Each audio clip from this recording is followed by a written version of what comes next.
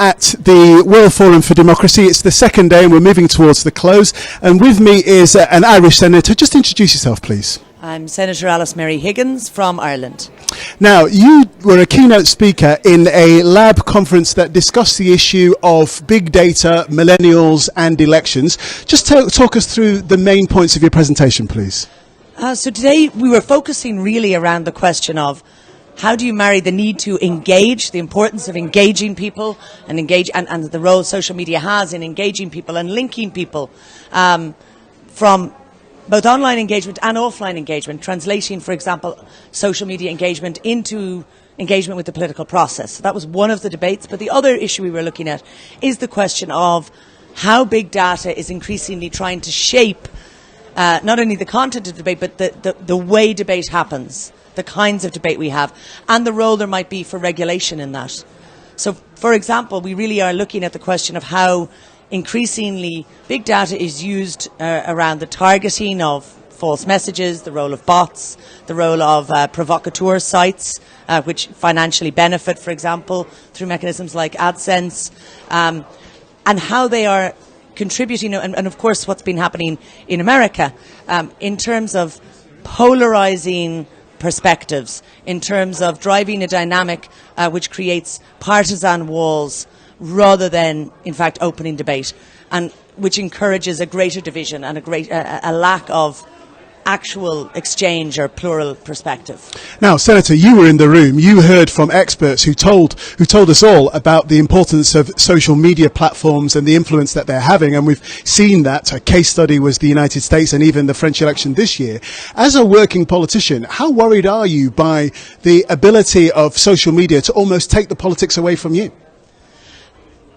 I'm not concerned about myself, but I am concerned about society and about politics and about democracy. And I do believe, as regulators and as legislators, that we have a role to engage in this, because we're no longer speaking simply about a question of freedom of expression versus protection from hate speech. They're both things I would be passionate about. For example, what we're talking about now is incredibly powerful platforms, commercial platforms in many cases, their regulation, and every citizen's right to know how their data is being harvested and how they're being targeted. So a lot of the regulatory debate now is around that question of transparency.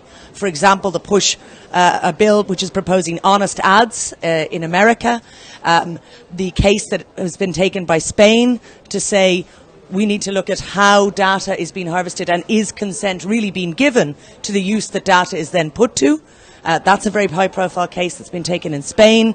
And, of course, in Germany, where they've pushed for a greater responsiveness of the platforms in terms of removing hateful or false or damaging content.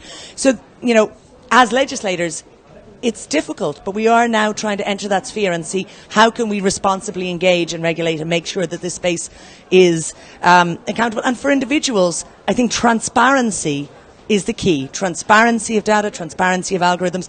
But we also really do need to be very, very concerned about what these divisions can do. It's not simply about the ballot box. I spoke today, for example, about the real concern that fake news has played a key role in relation to the Rohingya, the massacre of the Rohingya people, and indeed the actions that have been taken against them. And I spoke as somebody who had a background before in development, and I know that many will remember Rwanda and the role that the radio had in inciting hatred and inciting violence. So it's very, very serious if we don't look and don't engage with these spaces. And on a more national level, I spoke, of course, about while Ireland might not be on the scale of the American election or the French election, as you mentioned, we do, for example, have an important referendum coming up next year. And I think it will be very, very important that we ensure that social media is used in a responsible way. And that we don't, for example, we're already hearing reports of false accounts which are appearing and being used. And we have a question of, will real and responsible data be used? Will, of course, our mainstream media make sure that they are responsibly quoting and engaging with what they are finding online? Because, of course, in America, it was very concerning that we saw false accounts, bots, who were quoted then in papers as prominent as the New York Times, as Fox News, as CNN, they became de facto vindicated news. So that's a key question for us now. And really in Ireland, the debate on abortion rights is so nuanced and so important, and we need to make sure there's a space for people to genuinely engage and talk to each other, and that we don't get that kind of hard polarisation which we've seen in America and elsewhere. Senator, is the answer to the growing power, the growing democratic influence of these internet service providers eventually to consider regulation? I'm considering regulation now. I don't believe that is an eventual issue. We need to look at regulation, and we need to consider proposals. What would be the form of that regulation? How can we do that when they are so huge international entities? Well, we've already seen the effectiveness of the regulation which was introduced by Germany, which did look to set a time limit of 24 hours for the removal of content which generated hate or incited hate or was offensive. Now, that's not working perfectly. It needs to be looked at, and it needs to be nuanced, and we need to ensure that we are allowing real political debate, but it is still having an impact. And we absolutely saw that the platforms allocated resources in a different way. We now see that in America, those social media platforms are giving in their own self-regulation proposals, but they have only done that when political pressure and proposals for political regulation will be on. And I think it's very interesting, the honest ads proposals, for example, by Senators Warner and McCain and Klobuchar in the United States, which says people who are receiving a sponsored political ad should know who that ad is from, and they should be able to see how they have been selected for targeting. Senator, allow me to play devil's advocate.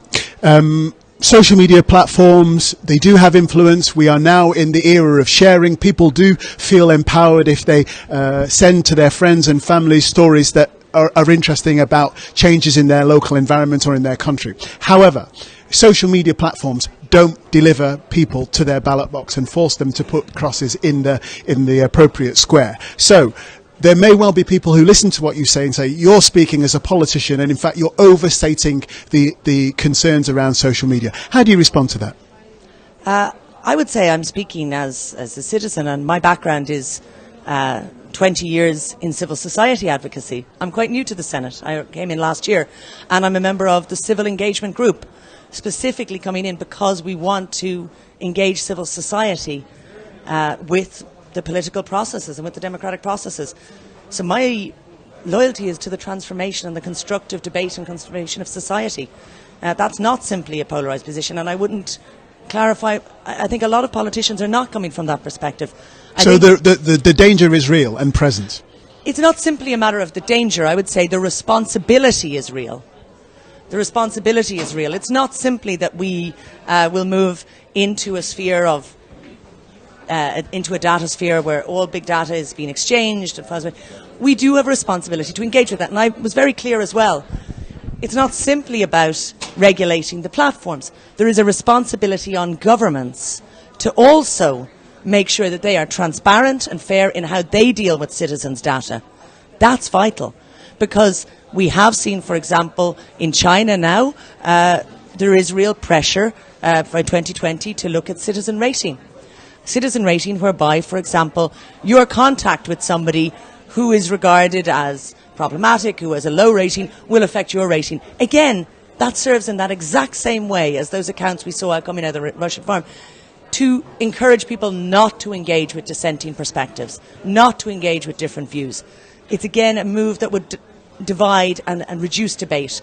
We need to facilitate debate, we need to facilitate transparency, but we also need to hold ourselves to account in terms of, as governments and as politicians, we need to make sure that all those processes, be they social protection systems or any other systems over which we have influence, are operating in a responsible and transparent way, and that we communicate the message to people that yes, it's a moving sphere. We will always be potentially in some ways behind a curve and a new thing coming, but that you are entitled to know how your data is being used, how it has been harvested. You're entitled to choices, and you still have choices, even in a modern era, in terms of data. And we need to send that message to people, because it's empowering for people, I believe, to be able to track and see exactly how they may be, for example, being targeted with particular messages, how, for example, their information is being treated.